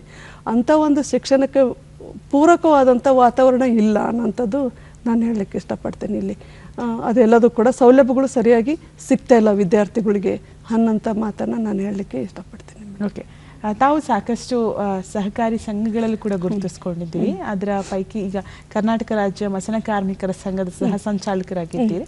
ಸೊ ಅಲ್ಲಿ ರೂಪುರೇಷೆಗಳ ಬಗ್ಗೆ ಮಾತನಾಡೋದಾದ್ರೆ, ಈಗ ನಾವು ಕರ್ನಾಟಕ ರಾಜ್ಯ ಮಸಣ ಕಾರ್ಮಿಕರ ಸಂಘಟನೆ ಅಂತ ಹೇಳಿದಾಗ ಅದು ಕೂಡ ನಾನು ಒಬ್ಬ ದಲಿತ ಹೆಣ್ಮಗಳಾಗಿ ಅಲ್ಲಿ ಪರಿಸ್ಥಿತಿ ಏನಂತ ನನಗೆ ಗೊತ್ತು. ಅಲ್ಲಿ ಪರಿಸ್ಥಿತಿ ಏನು ಅಂತ ಹೇಳಿದರೆ, ಈ ಸ್ಮಶಾನದಲ್ಲಿ ಕೆಲಸ ಮಾಡುವಂಥ ಒಂದು ಹಳ್ಳಿಯಲ್ಲಿ 4 ಜನ 6 ಜನ ಇರ್ತಾರೆ. ಅವ್ರೇನಂದರೆ ಅದೇ ಕೆಲಸ, ಅಂದರೆ ಯಾರಾದರೂ ಅಲ್ಲಿ ತೀರ್ಕೊಂಡ್ರೇನೋ, ಯಾರನ್ನ ಮರಣ ಹೊಂದಿರೋನೋ ಅಂಥೇಳಿ ನೋಡೋದು. ಅವರು ಯಾರು ಮರಣ ಹೊಂದಿದ ತಕ್ಷಣ ಅವ್ರ ಮನೆ ಹತ್ರ ಅವ್ರನ್ನ ಕರೆಯೋದೇನು ಬೇಡ, ಇವ್ರು ಹೋಗ್ಬಿಡ್ತಾರೆ. ಹೋಗಿ ಅಲ್ಲಿ ಅದು ಏನು ಬೇಕು, ಅದಕ್ಕೆ ಏನು ಬೇಕು, ಅವರು ಪೂರ್ತಿ ದಿನ ಅಲ್ಲಿದ್ದು. ಮುಂಚೆಲ್ಲ ಕೂಡ ಹಂಗಿರಲಿಲ್ಲ. ಮುಂಚೆಲ್ಲ ಇವರನ್ನೇ ಹಳ್ಳಿಗೆಲ್ಲ ಹೋಗಿದ್ರು ತಿಳಿಸೋಕ್ಕೆ, ಹಿಂಗೆಲ್ಲ ನಿಮ್ಮ ಮನೆ ಒಳಗಡೆ ಹಿಂಗೆ ಮರಣ ಹೊಂದಿದ್ದಾರೆ ನೀವು ಬರ್ರಿ ಅಂತ ಹೇಳೋಕ್ಕೆ ಹಳ್ಳಿಗೆಲ್ಲ ಹೋಗ್ತಿದ್ರು. ಈಗ ಮೊಬೈಲ್ ಫೋನು ಅವೆಲ್ಲ ಬಂದಿರೋದ್ರಿಂದ ಅವ್ರು ಹೇಳ್ಕೊತಾರೆ, ಅವ್ರ ಸಂಬಂಧಿಗಳೆಲ್ಲ ಹೇಳ್ತಾರೆ. ಇವ್ರ ಕೆಲಸ ಏನಂದರೆ ಅಲ್ಲಿ ಇರ್ತಾರೆ, ಕಾಯ್ತಾರೆ. ಅಲ್ಲಿ ಸ್ಮಶಾನಕ್ಕೆ ಹೋಗಿ ಇವರು ವೃತ್ತಿ ಮಾಡಿ ಜಾಗ ಅಲ್ಲಿ ಎಲ್ಲ ತುಂಬಾ ಅಂದರೆ ಕಸ ಇರ್ತತಿ, ಮುಳ್ಳು ಬೆಳೆದಿರ್ತತಿ, ಆಮೇಲೆ ಏನೇನೋ ಕೆಟ್ಟದಾಗಿ ಇರ್ತತಿ ಜಾಗ, ಸ್ಮಶಾನದ ಜಾಗ. ಅದೆಲ್ಲ ಕ್ಲೀನ್ ಮಾಡಿ ಒಂದು ಸ್ಮಶಾನಕ್ಕೆ ಅದು ಅಂದರೆ 3 ಅಡಿ 6 ಅಡಿ ಜಾಗ ಅಳತೆ ಮಾಡಿ ಕೆಲವರೆಲ್ಲ ಕೂಡ ಇವ್ರ ಕಡೆಯಿಂದ ತೆಗಿಸ್ತಾರೆ ಗುಂಡಿ, ಕೆಲವರೆಲ್ಲ ಕೂಡ ಅವರೇ ತೆಗಿತಾರೆ. ಅವರೇ ತೆಗಿಲಿ ಇವರೇ ತೆಗಿಲಿ, ಅಳತೆ ಮಾಡೋದು ಮಾತ್ರ ಇವರೇನೆ. ಆ ಜಾಗ ಅಳತೆ ಮಾಡಿಕೊಡ್ಬೇಕು, ಸರಿಯಾದಂಥ ಒಂದು ಅಳತೆ ಮಾಡಿ ಆ ಜಾಗ ಕೊಟ್ಟಾಗ ಇವರು ಕೂಡ ಗುಂಡಿ ತೆಗೆದಾಗ ಮತ್ತು ಅವರು ಬಂದು ಆ ಹೆಣ ಎಲ್ಲ ಹಾಕಿ ಮತ್ತೆ ಮುಚ್ಚುವಂಥ ಕೆಲಸ ಯಾರಂದರೆ ಇವರೇ ಮಾಡ್ತಾರೆ. ಮುಚ್ಚುವಂಥ ಕೆಲಸ ಮಾಡಿದಾಗ ಅಲ್ಲಿ ಅವ್ರಿಗೇನು ಕೂಡ ವೇತನ ಇಲ್ಲ, ಸಂಬಳ ಅಂತ ಇರೋದಿಲ್ಲ. ಅಲ್ಲಿ ಒಂದು ಟವಲ್ ಹಾಸ್ಕೊಂಡು ಎಲ್ಲರೂ ಹೊರಗಡೆ ಹೋಗ್ತಾರಲ್ಲ, ಶವ ಸಂಸ್ಕಾರ ಮಾಡಿ ಹೊರಗಡೆ ಹೋದಾಗ ಆ ಟವಲ್ ಹಾಸ್ಕೊಂಡು ಕುಂತಿರ್ತಾರೆ. ಆ ಟವಲ್ ಮೇಲೆ ಅವರೇನು ದುಡ್ಡು ತಂದಿರ್ತಾರೆ, ಅಂದರೆ 50 ರೂಪಾಯಿ 20 ರೂಪಾಯಿ 10 ರೂಪಾಯಿ ಹಿಂಗೆಲ್ಲ ಕೂಡ ಆ ಟವಲ್ ಮೇಲೆ ಹಣ ಹಾಕಿ ಹೋಗಿರ್ತಾರೆ. ಅವರು ಹೋಗ್ತಾರೆ ಎಲ್ಲರೂ ಕೂಡ. ಆ ಹಣ ಇವರು ತಗೊಂಡು ಮತ್ತು ಅದು ಕೂಡ ಮನೆಗೆ ಒಯ್ಯಬಾರ್ದು, ಯಾಕಂದರೆ ಅವ್ರ ಸಂಪ್ರದಾಯಗಳು, ನೀವು ಮನೆ ತರಬಾರ್ದು, ಇದು ಮನೆ ತಂದರೆ ದಾರಿದ್ರ್ಯ ಬರ್ತೈತಿ, ಇದನ್ನು ಮನೆ ತರಬಾರ್ದು, ಇಲ್ಲೇ ಖರ್ಚು ಮಾಡ್ಕೊಂಡು ಹೋಗ್ತಾರೆ. ಯಾವ ರೀತಿ ಅಂದರೆ ಅವರು ಅಂದರೆ 1 ದಿವಸ 2 ದಿವಸ ಅವ್ರಿಗೆ ಊಟನೇ ಇರಲ್ಲ. ಅಲ್ಲಿ ಅದು ಹೆಣ ಉಗಿಬೇಕಲ್ಲ, ಅದು ಜಾಗ ಇರೋದಿಲ್ಲ. ಆ ಜಾಗ ಅರ್ಧ ತೆಗಿಬೇಕು, ಅದು ಪುನಿ ಇದು ತೆಗೆದು ಗುಂಡಿ ತೆಗೆದು ಅಲ್ಲಿ ಅರ್ಧ ಕೊಳ್ತಂಥ ಹೆಣನ ಬರಿಗೈಯಿಂದ ತೆಗೆದು ಹಾಕಬೇಕು. ಅದು ಎಷ್ಟು ಕೆಟ್ಟ ವಾಸನೆ ಇರ್ತತಿ ಅಂತೇಳಿದ್ರೆ ಆ ವಾಸನೆ ತಡ್ಕೋಬೇಕಲ್ಲ ಇವರು. ಅದಕ್ಕೆ ಅವ್ರೇನು ಮಾಡ್ತಾರೆ ಅಂದರೆ ಸ್ವಲ್ಪ ಕುಡಿತಕ್ಕೆ ಒಳಗಾಗಿರ್ತಾರೆ. ಆ ಬಂದಂಥ ಹಣ ಕೂಡ ಅವರು ಕುಡಿದು ಅದನ್ನು ಕೆಲಸ ಮಾಡಬೇಕಾಗೈತಿ. ಈ ರೀತಿಯಲ್ಲಿ ಅವರು ಕೆಲಸ ಮಾಡಿ ಒಂದು ಕಡೆ ಊಟ ಇಲ್ಲ, ಇನ್ನೊಂದು ಕಡೆ ಕೆಲಸ ಇರ್ತತಿ, ಇನ್ನೊಂದು ಕಡೆ ಏನಂತಂದೇಳಿದ್ರೆ ಆ ಕುಡಿತಕ್ಕೆ ಒಳಗಾಗಿರ್ತಾರೆ. ಅವರು 35-40 ವರ್ಷದಲ್ಲಿ ಸುಮಾರು 60 ವರ್ಷ 65 ವರ್ಷ ಅನ್ನಂಗೆ ಅವ್ರ ವಯಸ್ಸಾಗಿರುತ್ತೆ. ಅಂದರೆ ಅವರೆಲ್ಲ ಸೇವಿಂಗು ಮಾಡ್ಕೊಳಲ್ಲ, ಒಂದು ಒಳ್ಳೆ ಬಟ್ಟೆಗಳು ಇರೋದಿಲ್ಲ. ಆ ರೀತಿಯಲ್ಲಿ ಇರ್ತಕ್ಕಂಥವ್ರನ್ನ ಇವತ್ತು ನಾವು ಅವ್ರನ್ನ ಸಂಘಟನೆ ಮಾಡಿದ್ದೀವಿ. ಅವ್ರನ್ನೂ ಕೂಡ ಇವತ್ತು ನಾವು ಕೇಳೋದು, ಸ್ಮಶಾನಕ್ಕೊಬ್ಬರನ್ನ ನೀವು ನೇಮಕ ಮಾಡಿಕೊಡ್ರಿ, ಉಳಿದಂಥವ್ರಿಗೆಲ್ಲ ಕೂಡ ಇನ್ನೂ 4 ಜನ 5 ಜನ ಉಳಿತಾರೆ, ಅವರಿಗೆಲ್ಲ ಕೂಡ ಒಂದು ಗುಂಡಿ ತೆಗೆದು ಮುಚ್ಚಿದರೆ ಒಂದು 3,000 ರೂಪಾಯಿ ನೀವು ಕೊಡ್ರಿ, ಅವರಿಗೆ ಅನುಕೂಲ ಆಗ್ತೈತೆ. ಅವ್ರ ಕುಟುಂಬ ಕೂಡ ಹೆಂಡತಿ ಮಕ್ಕಳು ಅಂತೇಳಿ ಅವ್ರದ್ದು ಫ್ಯಾಮಿಲಿ ಇರ್ತೈತಿ, ಅವ್ರನ್ನೂ ಕೂಡ ಸಾಕೋಕ್ಕೆ ಅನುಕೂಲ ಆಗ್ತೈತಿ. ಇವ್ರು ಎಷ್ಟು ನಿರ್ಲಕ್ಷ್ಯಕ್ಕೆ ಒಳಗಾಗಿರ್ತಾರೆ ಅಂತೇಳಿದ್ರೆ ಇವ್ರದ್ದೇನು ಕೂಡ ಆದಾಯ ಇರೋದಿಲ್ಲ. ಮನೆ ಒಳಗಡೆ ಯಾರು ಕೂಡ ಟೈಮ್ ಸರಿಗೆ ಬಂದು ಬಾ ಅಂತೇಳಿ ಊಟ ಹಾಕ್ಲಾರ್ದಂಥ ಒಂದು ಪರಿಸ್ಥಿತಿಯನ್ನು ನಾವು ನೋಡ್ತಾ ಇದ್ದೀವಿ. ಹಾಗಾಗಿ ಇವರಿಗೆ ಒಂದು ಪುನರ್ವಸತಿ ಅಥವಾ ಈ ಥರದಲ್ಲಿ ಕೆಲಸಕ್ಕೆ ವೇತನ ಕೊಡಬೇಕು, ಒಬ್ಬರನ್ನ ನೇಮಕ ಮಾಡ್ಕೋಬೇಕು ಅಂತೇಳಿ ನಾವು ಒತ್ತಾಯ ಮಾಡ್ತಾ ಇದ್ದೀವಿ ಮೇಡಮ್, ಮಸಾನ ಕಾರ್ಮಿಕರು. ಖಂಡಿತ ನಾನು ಗಮನಿಸಿದೆ, ಒಂದು ಫೋಟೋದಲ್ಲಿ ತಾವು ಹೋರಾಟದ ಒಂದು ಬ್ಯಾನರ್ನ ಹಿಡಿದು ಮಾಡ್ತಿದ್ದಾರೆ. ತಮ್ಮ ಹೋರಾಟಕ್ಕೆ ಯಶಸ್ಸು ಸಿಗ್ಲಿ ಅಂತ ಆಶಿಸ್ತಾ, ಒಂಟಿ ಮಹಿಳೆಯರ ವಿಚಾರವಾಗಿ ತಾವು ಬಹಳಷ್ಟು ಕೆಲಸ ಮಾಡಿದ್ದೀರಿ. ಕುಟುಂಬದಿಂದ ಬೇರೆ ಬೇರೆ ಕಾರಣಕ್ಕೆ ಹೆಣ್ಮಕ್ಳು ಹೊರತಳ್ಳಲ್ಪಟ್ಟಿರ್ತಾರೆ, ಗಂಡ ಬಿಟ್ಟಿರೋದು, ಮನೆಯಿಂದ ಹೊರಗಡೆ ಹಾಕಿರೋದು, ಆಮೇಲೆ ಕೆಲವರು ವಯಸ್ಸಾದ್ಮೇಲೆ ಕೂಡ ತಂದೆ ತಾಯಿನ ಮನೆಯಿಂದ ಹೊರಗಡೆ ಕಳಿಸೋದು. ಸೊ ಈ ಎಲ್ಲ ವಿಚಾರವಾಗಿ ತಾವು ಕೆಲಸ ಮಾಡ್ಬೇಕಾದ್ರೆ ತಾವು ಯಾವೆಲ್ಲ ಅಂಶಗಳನ್ನ ಗಮನಿಸಿದ್ರಿ, ಜೊತೆಗೆ ಏನ್ ಕಾರಣ ಅಂತ ಅನ್ಸುತ್ತೆ? ಇದು ಇಡಿಯಾಗಿ ಮಹಿಳೆಯರ ಕಾಣುವಂಥ ವ್ಯವಸ್ಥೆ ಐತಲ್ಲ, ಇದು ನಾನು ಕಂಡ್ಕೊಂಡಂಥ ಇದು ಪುರುಷ ಪ್ರಧಾನ ಸಮಾಜ. ಪುರುಷರದಾರ ಇಲ್ಲಿ ಯಾರು ಕೂಡ ಬೇಜಾರು ಮಾಡ್ಕೋಬಾರ್ದು. ಯಾಕಂತೇಳಿದರೆ ಇವತ್ತು ಮಹಿಳೆಯರನ್ನ 2ನೇ ದರ್ಜೆಯ ಪ್ರಜೆಯನ್ನಾಗಿ ನೋಡ್ತಕ್ಕಂಥದ್ದು. ಏನೇ ಓದಿದ್ರು, ಏನೇ ಕೆಲಸ ಮಾಡಿದ್ರು ಅಥವಾ ಕೆಲಸ ಮಾಡಲಾರ್ದಂಗೆ ಇರ್ತಕ್ಕಂಥ ಮಹಿಳೆಯರು ಇರ್ಬೋದು, ಅಥವಾ ಈ ಥರದಲ್ಲಿ ದೇವದಾಸಿ ಮಹಿಳೆಯರು ಇರ್ಬೋದು, ಒಂಟಿ ಮಹಿಳೆಯರು, ಇಡಿಯಾಗಿ ಮಹಿಳೆಯರನ್ನ ನೋಡುವಂಥ ದೃಷ್ಟಿಕೋನ ಐತಲ್ಲ ಸಮಾಜದ್ದು, ಅದು ಸರಿ ಇಲ್ಲ ಅನ್ನೋದು ನನಗೆ ಕಂಡಿರ್ತಕ್ಕಂಥದ್ದು. ಯಾಕಂತಂದು ಹೇಳಿದರೆ ಇವತ್ತು ಈ ಮಹಿಳೆಯರು ಒಂದು 19 ವರ್ಷ 18 ವರ್ಷ ಈ ವಯಸ್ಸಿನಲ್ಲಿರ್ತಕ್ಕಂಥ ಹೆಣ್ಣುಮಕ್ಕಳು ಗಂಡ ಸತ್ತೋಗಿರ್ತಾನೆ, ಒಂದು ಮಗು ಇರುತ್ತೆ, ಅಥವಾ ಮಗು ಆಗ್ಲಾರ್ದಂಗೆ ಮದುವೆ ಆಗಿ ಸ್ವಲ್ಪ ದಿವಸಕ್ಕೆ ಗಂಡ ಸತ್ತೋಗಿರ್ತಾನೆ. ಅಂಥ ಹುಡುಗಿಯವರು ಇವತ್ತು ಇಡೀ ಜೀವನ ಪೂರ್ತಿ ಹಾಗೇನೆ ಇರಬೇಕು ಅಂತ ಹೇಳ್ತಾರೆ. ಯಾವ ನ್ಯಾಯ? ಅಂಥ ಹುಡುಗಿಯವರು ಮದುವೆ ಆಗಬಾರ್ದ, ಮರುಮದುವೆ ಆಗಬಾರ್ದ? ವಿಧವೆ ಹೆಣ್ಣುಮಕ್ಕಳು ಮರುಮದುವೆ ಆಗಬಾರ್ದ? ಅನ್ನೋಂಥ ಒಂದು ಪ್ರಶ್ನೆ. ನಾವು ಮರುಮದುವೆ ಮಾಡಿರಿ ಅಂತ ಮಾಡಿಕೊಡ್ರಿ ಅಂತ ಹೇಳ್ತೀವಿ ನಾವು ಸಂಘಟನೆಯಿಂದ. ಯಾಕೆ ಇಲ್ಲ ನಾವೆಲ್ಲ ಕೂಡ ಸಾಕಷ್ಟು ಹೇಳುವಾಗ. ಮತ್ತು ಇನ್ನೊಂದು ವಿಧವೆ ಹೆಣ್ಣುಮಕ್ಳು ಏನಿದಾರಲ್ಲ, ಈ ವಿಧವೆ ಹೆಣ್ಣುಮಕ್ಕಳನ್ನ ಎಷ್ಟೋ ಕಾರ್ಯಕ್ರಮ ಶುಭ ಕಾರ್ಯಗಳು ಇರ್ತಾವಲ್ಲ, ಮದುವೆ ಇರ್ಬೋದು ಅಥವಾ ಬೇರೆ 4 ಜನರ ಎಲ್ಲರೂ ಸೇರಿ ಸಂತೋಷ ಪಡುವಂಥ ಕಾರ್ಯಕ್ರಮ ಇರ್ಬೋದು, ದೇವಸ್ಥಾನಂಥ ದೇವರನ್ನ ಪೂಜೆ ಮಾಡುವಂಥ ಮಂಗಳ ಕಾರ್ಯ ಮಾಡುವಂಥ ಇದು ಎಲ್ಲ ಕಾರ್ಯಕ್ರಮಗಳಿಂದ ವಿಧವೆ ಹೆಣ್ಣುಮಕ್ಕಳನ್ನ ದೂರ ಇಡ್ತಕ್ಕಂಥದ್ದನ್ನು ನಾವು ನೋಡ್ತಾ ಇದ್ದೀವಿ. ಅದೇ ಸಂದರ್ಭದಲ್ಲಿ ಇವತ್ತು ಗಂಡನಿಂದ ದೂರ ಆಗಿರ್ತಕ್ಕಂಥ ಹೆಣ್ಣುಮಕ್ಕಳು, ಯಾರಾದರೂ ಹೆಣ್ಣುಮಕ್ಕಳು ಬೇಕಂತಾನೆ ಗಂಡ ಬೇಡ, ಗಂಡ ಸರಿ ಇಲ್ಲ ಅಂತೇಳಿ ಬಂದಿರತಕ್ಕಂಥ ಇತಿಹಾಸ ನಾವು ನೋಡಿಲ್ಲ. ಏಂತಿ ಬೇಸಿಲ್ಲ, ಏಂತಿ ಸರಿ ಇಲ್ಲ ಅಂತೇಳಿ ಗಂಡ ಓಡೋಗಿರ್ತಕ್ಕಂಥದ್ದನ್ನು ನಾವು ನೋಡಿದ್ದೀವಿ. ಇಂಥ ಹೆಣ್ಣುಮಕ್ಕಳನ್ನ ನೋಡುವಂಥ ದೃಷ್ಟಿಕೋನ ಐತಲ್ಲ, ಇದು ಬದಲಾಗಬೇಕು ಅಂತ ಹೇಳ್ತೀವಿ. ಯಾಕಂತ ಹೇಳಿದರೆ ಇವತ್ತು ಹೆಣ್ಣುಮಕ್ಕಳು ಅವಳು ಮೊನ್ನೆ ಹೇಳ್ತಾರೆ, ಮೊನ್ನೆ 8ನೇ ತಾರೀಕು ಒಂದು ಸಭೆ ಮಾಡಿದೆ ನಾನು ಹೂವಿನಡಗಲಿ ತಾಲೂಕಲ್ಲಿ, ಒಂಟಿ ಮಹಿಳೆಯರದು.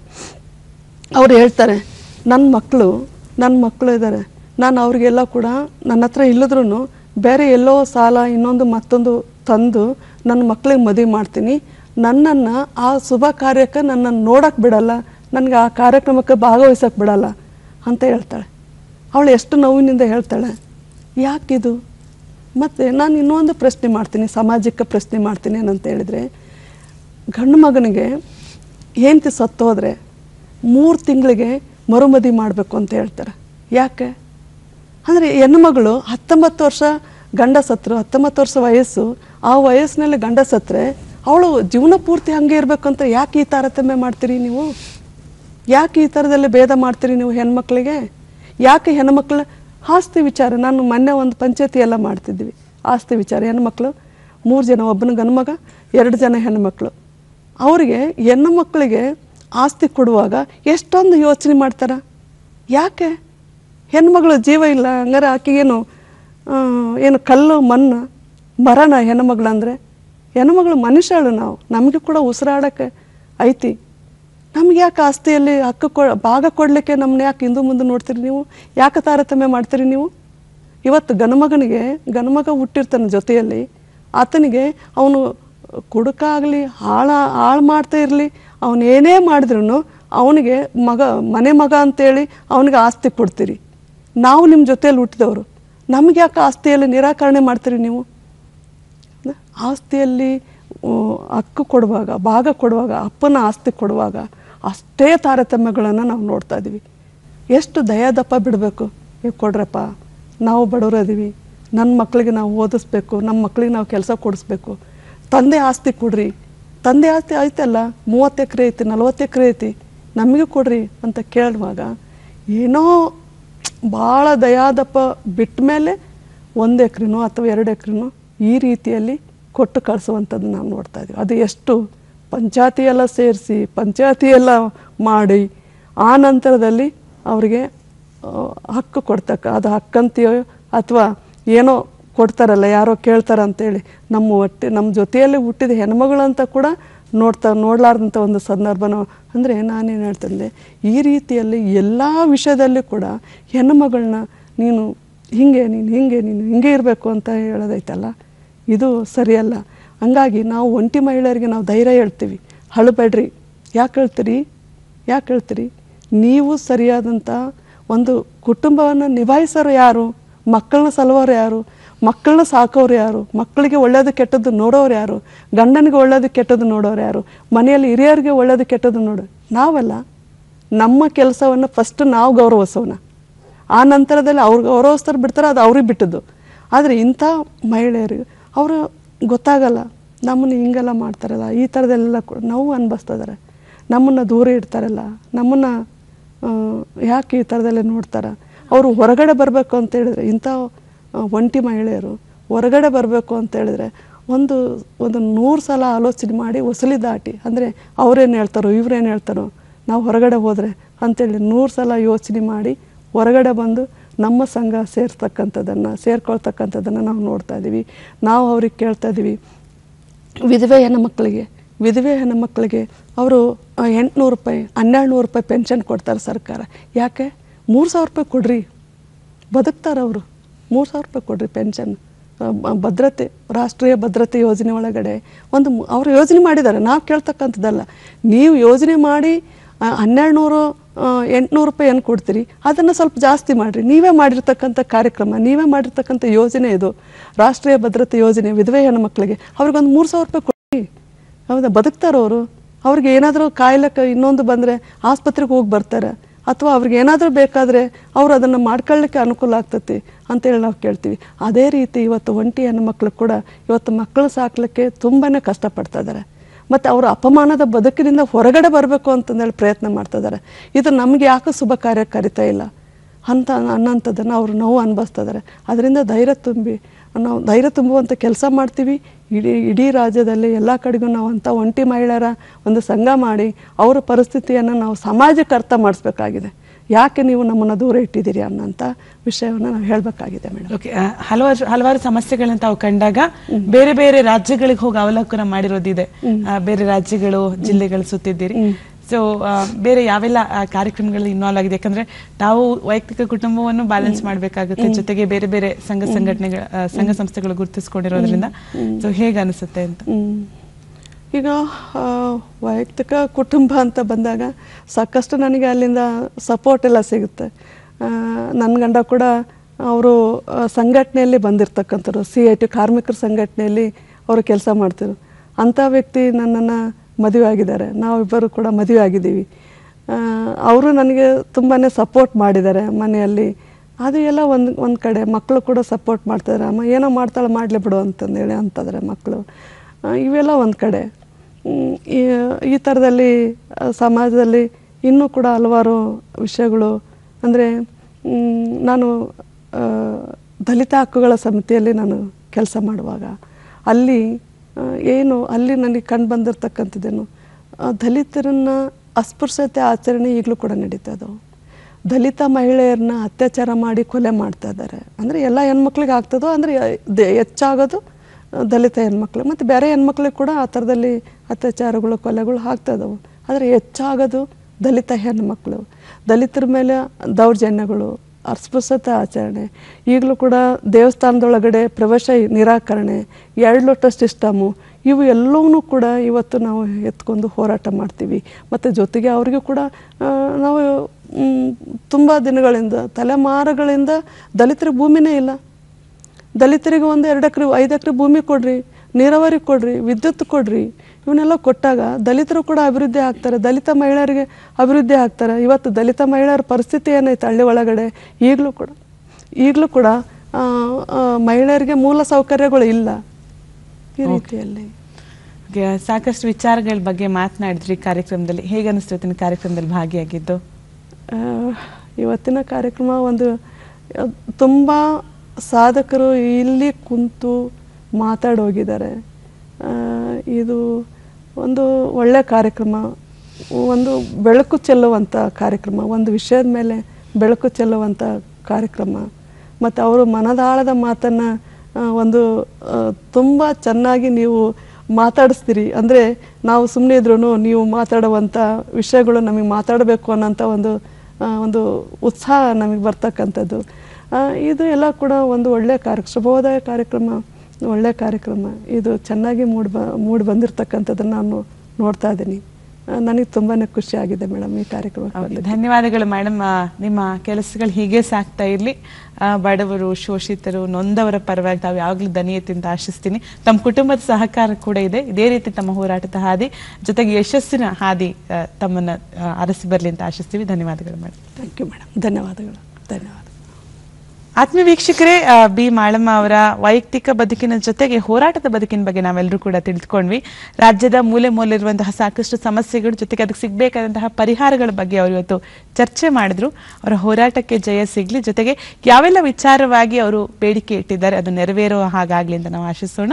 ಇದು ಇವತ್ತಿನ ಶುಭೋದಯ ಕರ್ನಾಟಕ ಕಾರ್ಯಕ್ರಮ. ಮುಂದಿನ ಕಾರ್ಯಕ್ರಮದಲ್ಲಿ ಮತ್ತೊಬ್ಬ ಅತಿಥಿಯೊಂದಿಗೆ ಭೇಟಿಯಾಗೋಣ. ಅಲ್ಲಿವರೆಗೂ